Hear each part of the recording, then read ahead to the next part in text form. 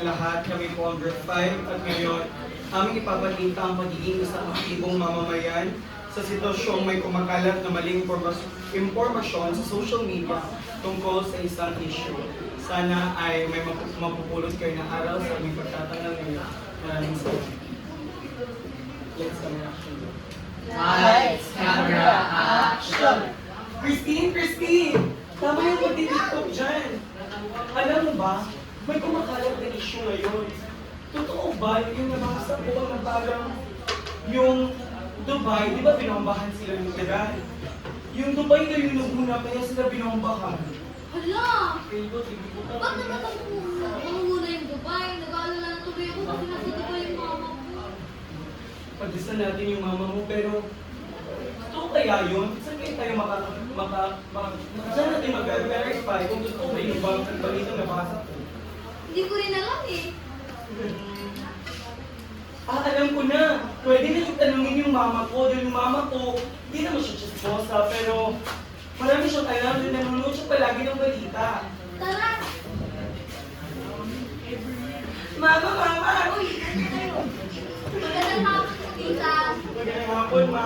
May katanungan kami sa iyo matungkol sa isyong yung Iran daw ay inunahan ng Dubai kaya sila binombahan. Totoo po ba yun, ma? Bilang tagapagod ka ng balita, tagapagbasa ng radyo. Ay, hindi naman yan totoo.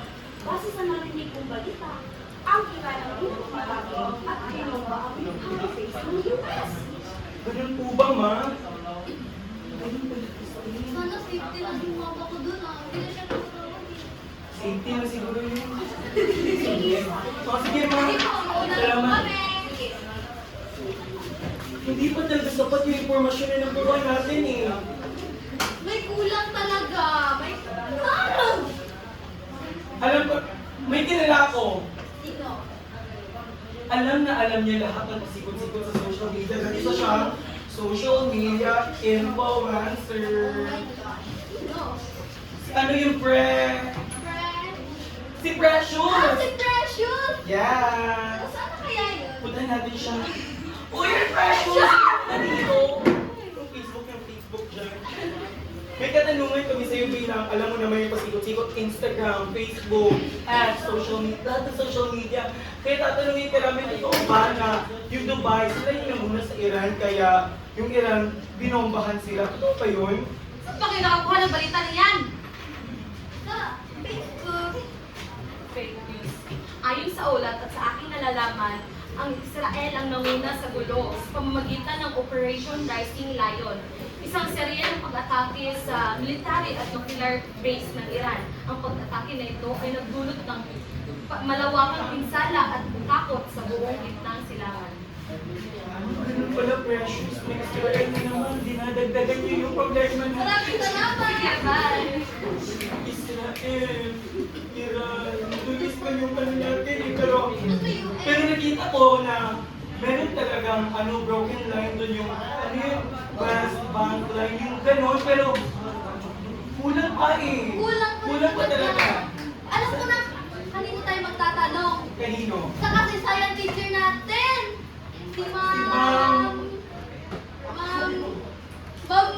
Ma'am Marie! Ma'am Marie! Si Ma'am Marie! Punta natin siya sa pisina niya. Sa opo, ma'am. Okay na po. Ma'am, may katanungan kami sa iyo, ma'am. Dahil alam mo naman na ikaw ay si science teacher, you're the teacher. So, tatanungin po namin kayo tungkol sa isyong nababalita ngayon. Totoo ba na yung Dubai, sila yung nanguna sa Iran? Kung bakit sila binombahan? Totoo ba yun, ma'am? Bilang kasasayang ka! Taas! Unang-una, Muslim ako din na dapat yung ating aralin tungkol sa mga isyong panlipunan. Hindi mo talaga kayo isang aktibong mamayan. Ngunit kung sasabihin ko ang iyong katanungan kung bakit ba ang Dubai ba ang nagbukas sa bansa. Base sa akin ang news article, Iran siya nag-bomba sa bansa ng Dubai. Ginawahan nila ang lugar kung saan nandun ang mga military base ng US. Yes. At kung hindi pa namin dagat ng mga informasyon, may kilala ako, makakasagot talaga sa inyong mga katanungan. Siya isang fact na tao. Si fact checker ng ating paralan, si Binibining Marilyn. Maritsu. Yeah. Isa din pala siyang Ma'am Marie.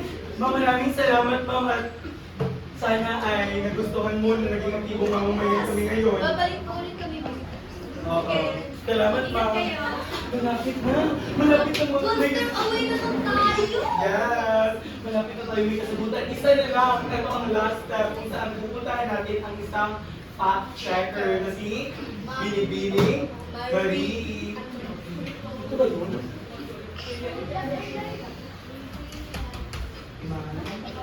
Magandang umaga po. Ma'am, bilang ikaw ay isang fact checker, pwede po ba kami magtanong kung kumakalat ba na balita na yung Iran yung nanguna sa bansa, sorry ma'am, yung Dubai po yung nanguna sa bansa Iran, totoo po ba yun?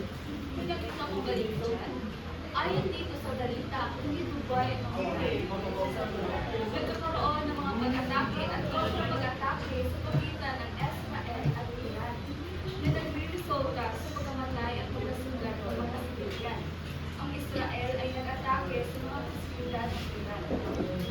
Sinundan ng paglunsad ng mga missile drone ng Iran patungo sa Israel. Ang sitwasyon ay nananatiling tensyonado. Pensionado. Ma'am, maraming salamat ma'am. At nakuha na rin namin ang impormasyon na kinakailangan namin. Tayo na, paalam po. Christine, parang nasagot na lahat ng mga katanungan natin at nagtataka ako kung bakit yun kaya yung napuhos ng taong yun. Hindi Kung ko rin bakit niya alam pinuhos na yung Dubai na muna sa Israel. Masyado Fake siyang news talaga fake news. Yes. May alam ako. Hindi masyadong maraming followers ko sa social media pero pwede dito gamitin natin siya upang mapuksa natin ang fake news na yun. Alam ko na, mag-vlog tayo. Okay, sige. Dito tayo. Videohan mo ako. Hey all! So, magandang umaga sa inyong lahat. So, naganap tayo ng video sa ating lugar kung saan maraming mga issue ang napapanahon pero just ang mga lumalabas.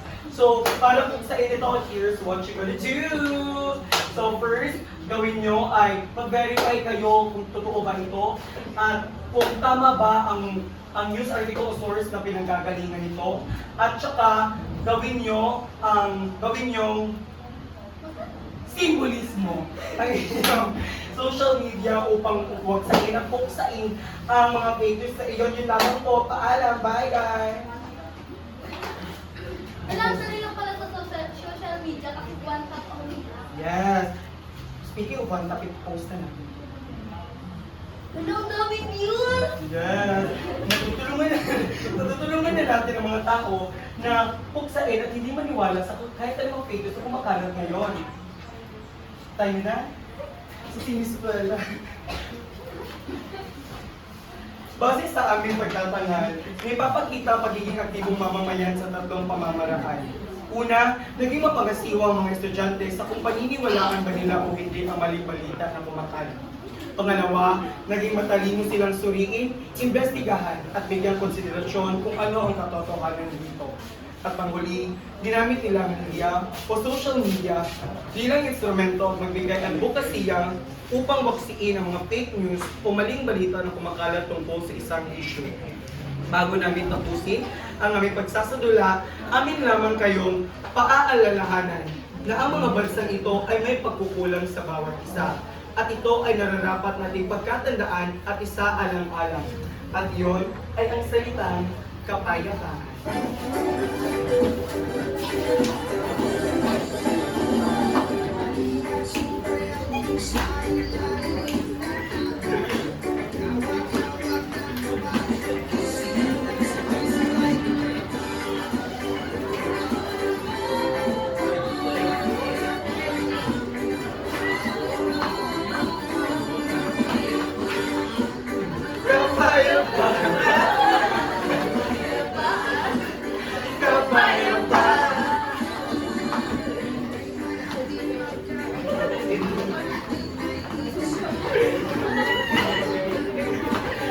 Sigaw ng sabay-sabay.